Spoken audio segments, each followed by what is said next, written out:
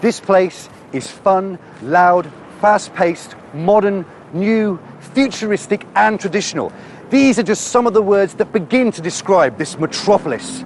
Many gush about this location, rather like a schoolgirl in her first crush, and few ever regret their stay here. This stop is Tokyo. Let us unwrap her alluring charms right here on Culture Shock.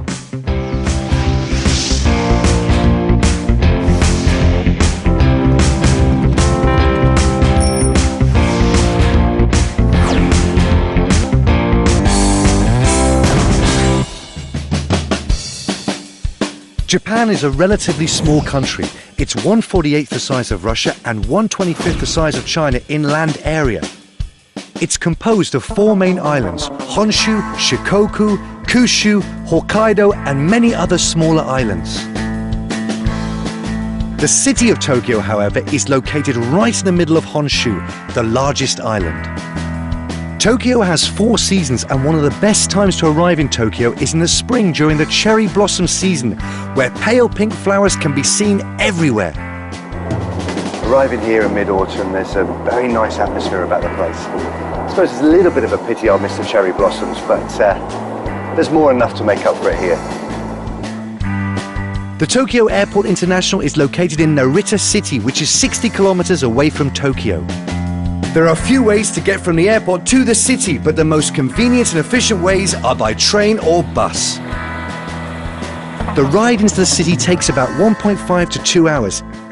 This often gives foreigners the impression that the city is very far away from the airport. Cutting through Narita City to reach Tokyo, you get nothing but great glimpses of rural Japanese life. You slowly start to see the Tokyo that we've seen in the travel brochures emerging. The first thing you notice about Tokyo City is its pulsating dynamism that strikes you through its skyline and its rush of people. Tokyo is a city in constant flux. To date, it has about 30 million people living in the city by night, but by day, the figure swells up to 15 million.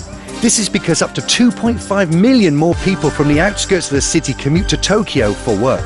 If you have never been to big cities, the sheer number of human traffic commuting in some of these train stations will make you speechless. Added to that chaos is the complexity of Tokyo's subway map. Once you've found your way around, the next thing you want to do is find a place to rest your weary head. But if it's your first time in Tokyo, be warned, things are not going to turn out according to what you expect them to. Wow, I heard the rooms are small, but this is tiny. In this densely populated city, land is scarce and space very expensive. That is why with the same budget for a hotel in other Asian cities, you will get a significantly smaller room. Nice bathroom for a dwarf. Oh, if you're a big fella like me, Tokyo hotels aren't the best place to lounge around in. Oh. Knocks and bumps aside, if you can get over your initial claustrophobia, Tokyo can be fascinating to the first-time visitors because the city is elegant and immaculate, like a geisha. Its roads are super clean, and everything's spick and span and in order. Nary a hair is out of place. Even its architecture, neon light advertisements and fashion scent embodies this immaculate vibe. Think of Tokyo as a finely cut diamond, a scintillating gem with many facades offering visitors an array of unique experiences. And things can even get surreal. That's right, in Tokyo, anything can happen.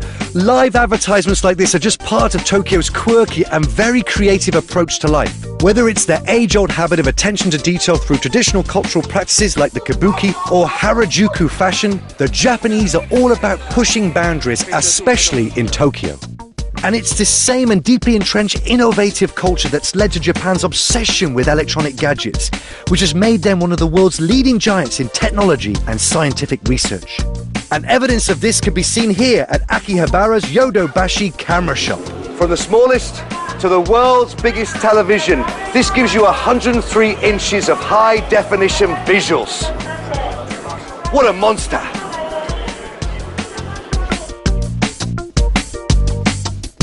And high-tech isn't just confined to electronic stores. Tokyo is always in a rush, and for things to run like clockwork, you need all the help you can get, which is probably why you see these at every corner of the streets. Vending machines. Tokyo has vending machines for many things. In areas where it's inconvenient, you can even get vending machines for the odd household items. What we have here is a vending machine for placing your food order. It's basically an automated waiter. What you do is you choose your food, you put your money in, press the button, coupon comes out, and then you just go into the restaurant and your food will come. What could be simpler? It's very popular amongst business people.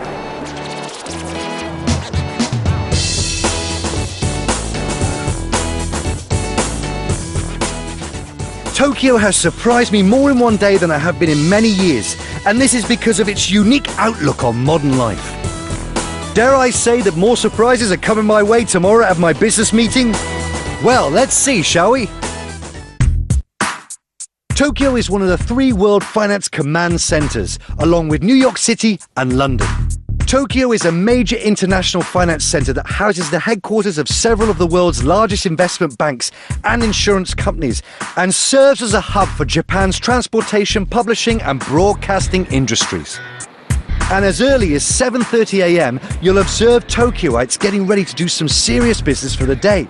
So you better be early for meetings because the Japanese are very conscientious of time. Being punctual for your appointments is a must here. The earlier, the better. Konnichiwa, hello. Hello. Nice to meet you. Nice to meet you. Nice to meet you. Nice to meet you. Hi. Okay. My name is Yamato Furuta. Yamato Furuta. Yes. But I just say your surname, right? Furuta. Furuta-san. Hi. Japanese people usually call each other by their family or last name. Given names are only used amongst close friends, couples or family members. Yeah. Okay. Okay, so it's Yuiki-san. Ueki. The san is added to the family name. For example, they call me Chido-san. It is best not to address them by their given names unless they invite you to do so more than once. Love a cup of coffee. And it's not just names. Japanese in general are also very careful about the exchange of name cards. The positioning of the name card in relation to the other party also reflects respect. To accord respect to the other party, you place your name card in a lower position than the other person. And if you thought that was complicated enough, wait till you have to communicate with your Japanese counterparts. The Japanese language sounds to me like a lot of tongue-tip sounds, like a typewriter. I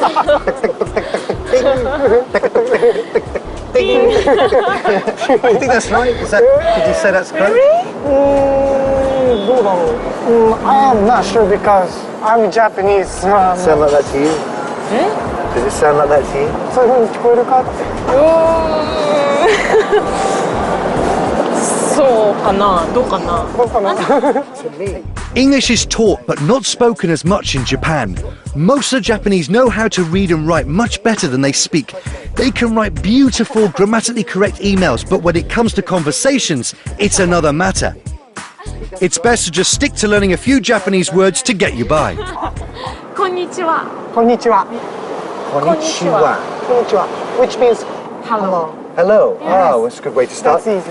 Sayonara. It means goodbye. Sayonara. That's lovely. Goodbye. Very nice. O genki desu ka? Genki desu O ka? genki desu ka? Yeah.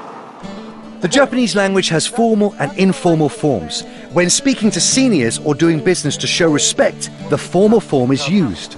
Domo arigato gozaimasu. Then there's even the localizing of English words. Yeah, spoon. In Japanese, spoon. Spoon. Spoon. Right, so you actually sound out the consonant sound at the end. Kopu. Two. Yeah. Cup. But cup. Or Kopu. we say coffee cup. I think she knows But Japan is not only about talking quirky English, it's also about body language. Understand that in this country, learning how to take cues without the spoken word can be very useful in helping you negotiate your way through uncomfortable or embarrassing situations, should they happen. The first thing you should know, Japanese rarely maintain eye contact. Doing so can be perceived as being challenging or threatening. So instead, Japanese people may look in the direction of another person's forehead or throat.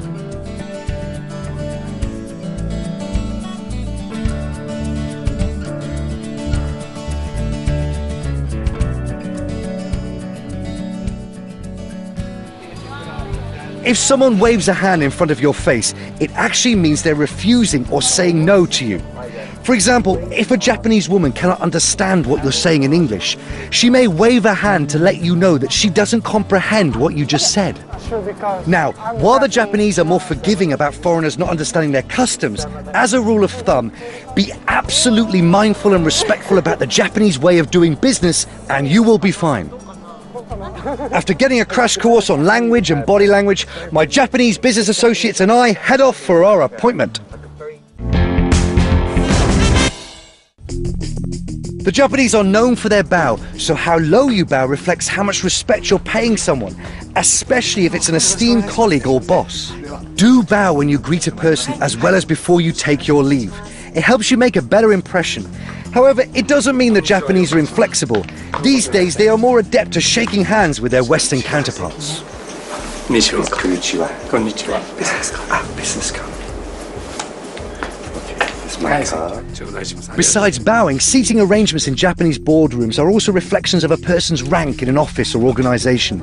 And it's important to note that high-ranking officials sit furthest from the door. The most prominent feature of Japanese culture is its group orientation. Group goals, group achievements, and group interests are often emphasized in social and business settings over the individual. Their decision-making process also involves groups of people, and as a result, the process can sometimes take a long time. Let me get my documents. Just a moment, please.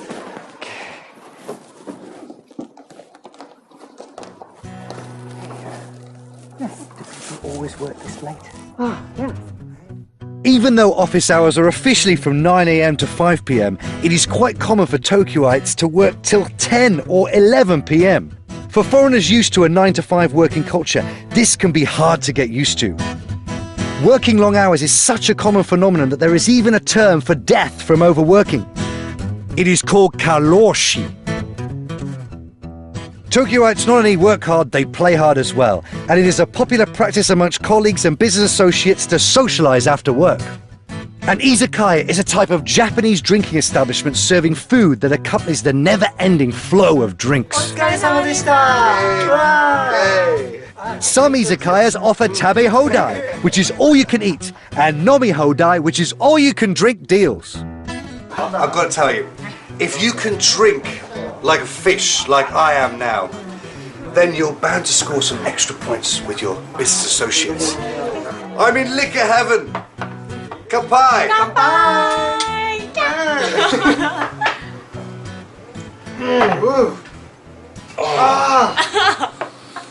On the surface, Tokyo is a modern, gigantic metropolis. At first, you might be overwhelmed by the city's complexity, but once you get to know the place a little better, you will find moments of simplicity.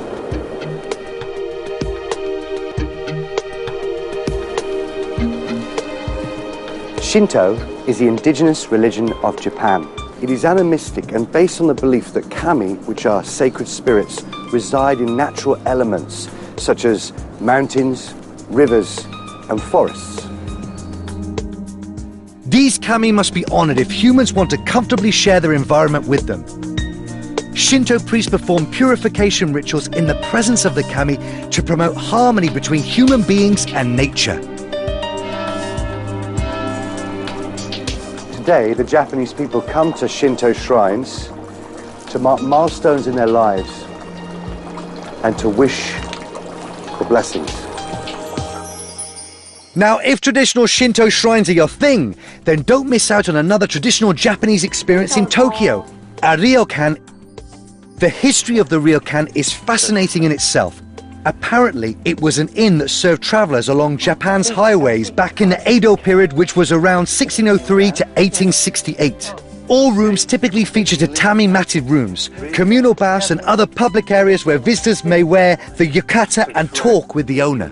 These days, guests aren't expected to talk to ryokan owners. Instead, they are treated like royalty here. Right. And I'm sitting on top of a pillow, which is on top of this spongy material here. What's this flooring? This is called tatami. It's like Japanese flooring. Okay. Oh, let me explain just a little history of tatami. Okay. You see a round part of tatami, this green part? Yes. Okay, this is called fuchi, Fuji. which you're sitting on right now. Okay. On the back to Edo era, you're not allowed to sit on here or step on it. Oh, really? Well, I'm sitting on it now, though. But it's okay for now. But Okay. because this one shows the emblem of the family. And I'm very intrigued. What's this in between you here in this tray? Oh, This is yukata. Very nice. Do you know? What? Well, no, I don't. What is this? casual kimono. Casual kimono. Okay, so like a nighttime kimono. Can I wear this? Oh, please. Please. You Put it on. Please. Please, please. Looks good, but it's a little short. The sleep part should come up to here, but it's like wearing kids kimono.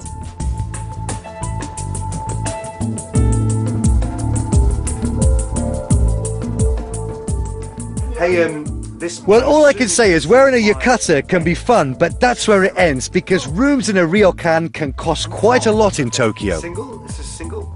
Now, while I was ever ready to stay and lounge in my ryokan for the entire day, I couldn't pass up an invitation from my Japanese friends to experience another favorite traditional occasion here in Tokyo, a sushi meal.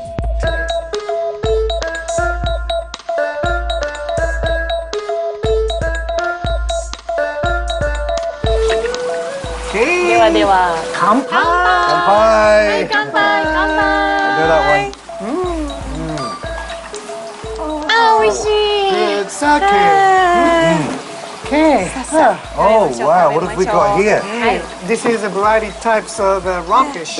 Raw and, fish. Sushi. Sushi. We have tuna, salmon, サーモン、イカ、 ika, squid, 卵、エッグ。 egg. Brilliant. Got Well, it. let's get stuck in. はいはい、食べましょう。 Oh, nickさん. Nick. There's a word we have to say before we eat. Oh, right. あ、じゃあ私がお箸の使い方を。はい。その前にあれだよ。いただきます。あ、いただきますか。そうそうそう。はい。 Okay, you put your hands up like this. Yes. And you say, いいただきます。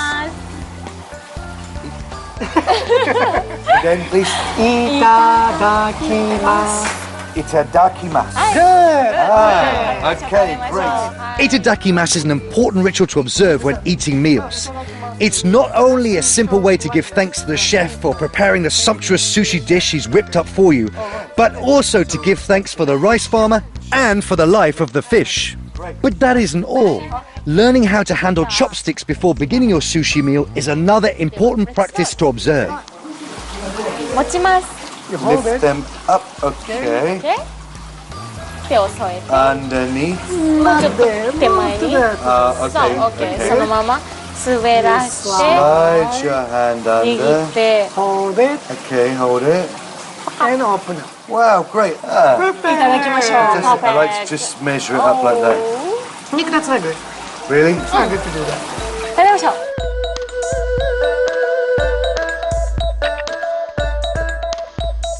Okay, not polite to. Finally, we get to eat, and Yomato tells me how to enjoy sushi the proper way. はい、い Please. ただきます。 Alright, great. You dip the fish part into a soya sauce. Ah, you dip it upside down. You know, whenever I've had this before, I've always dipped like this. But so that's not good, right? You dip like that. 美味しい？Delicious？ You know what? It's better that way. I don't know why, but it's better that way. Because if you put a rice part into soy sauce, you're gonna taste more soy sauce than the fish. Right, it's like a gonna sponge, soak. soaks it all up. Exactly. Okay. What about wasabi? Do you do that in a particular way as well? Oh, I'll teach you. You take it, Yes. you put it on the わ fish さび。 instead of soaking into a soya sauce. あの音わさび。 Oh, good. Ooh. Oh. Good. 辛いよ。Whoa. Oh. Wasabi headache. Wasabi headache. But I actually quite like it like that. You like I it? quite like it. With all the complexities surrounding the meal, I found it hard to think why Japanese considered sushi meals a relaxing occasion. All these rules just to eat raw fish? Talk about pressure! But the night wasn't over yet because there was something else. My Japanese associates suggested we let our hair down with a favourite Japanese pastime, karaoke. Karaoke literally translated means empty orchestra. It began in Japan, and I think it's fair to say it is now a worldwide sensation. It is very popular amongst Japanese business people. I guess if your Japanese colleagues or friends invite you for karaoke, try your best to participate even if you cannot sing well. This will make others treat you as part of the group. The Japanese culture emphasizes some traditional values and beliefs that may seem different or unusual to foreigners, especially to Westerners. However, understanding these beliefs and values is often the key to successful interaction with Japanese people. Whether it's dressing, opening a business meeting, or eating sushi, the Japanese just seem to have a knack for turning everyday actions into art. You might fall in love with Tokyo, but Tokyo might not fall in love with you. But just like all relationships, it takes time. You've got to put in the work. Learn the language, the culture, the way of life. And one day, Tokyo might welcome you with open arms. Till I see you again next time on Culture Shock. Sayonara!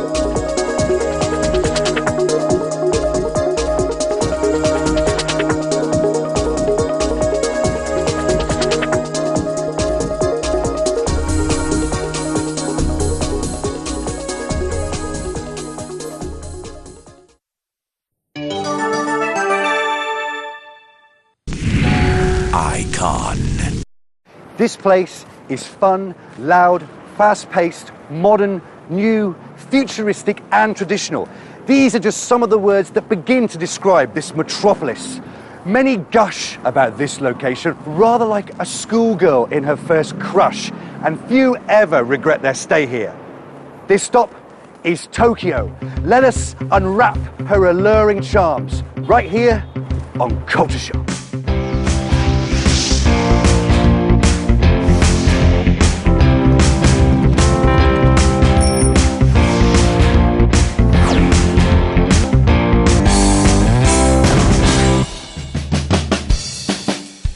Japan is a relatively small country. City, land is scarce, and space, very expensive.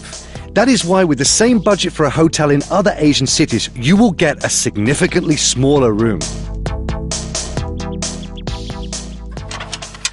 Nice bathroom for a dwarf. Oh, if you're a big fella like me, Tokyo hotels aren't the best place to lounge around in. Oh. Knocks and bumps aside, if you can get over your initial claustrophobia, Tokyo can be fascinating to the first-time visitors because the city is elegant and immaculate, like a geisha. Its roads are super clean, and everything's spick and span and in order. Nary a hair is out of place. It's 1/48th the size of Russia and 1/25th the size of China in land area. It's composed of 4 main islands: Honshu, Shikoku, Kyushu, Hokkaido, and many other smaller islands. The city of Tokyo, however, is located right in the middle of Honshu, the largest island. Tokyo has 4 seasons, and one of the best times to arrive in Tokyo is in the spring during the cherry blossom season, where pale pink flowers can be seen everywhere.